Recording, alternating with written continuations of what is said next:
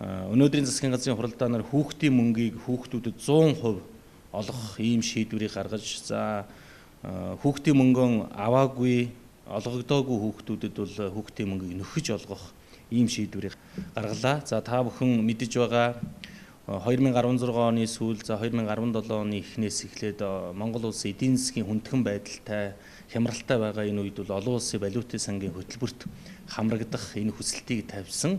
За энэ олон улсын валютын сангийн хөтөлбөрт хамрагдахын тулд бол хэд хэдэн арга хэмжээг авахыг бол олон улсын валютын сангийн зүгээс Монгол улсын засгийн газар чиглэл болгож байсан нэг бол энэ хүүхдийн мөнгөний асуудал, хүүхдийн мөнгөний олголтыг бууруулж яг нэн шаардлагатай байгаа хувьд нь буюу 40% орчим хувьд нь бол олгох ийм чиглэлийг өгснээ үндсэн дээрс бол энэ шийдвэр бол гарч байсан. За өнөөдөр 2017 он гараад хагас жил гарсан хугацаа болж байна. Хагас жил гарангийн хугацаанд бол Монгол улсын эдийн засгт бол ногоон гэрэл ассан. За хүндрэлийг бид нар бол эдийн засгийн уналтыг хязгаарлаж зогсоож чадсан.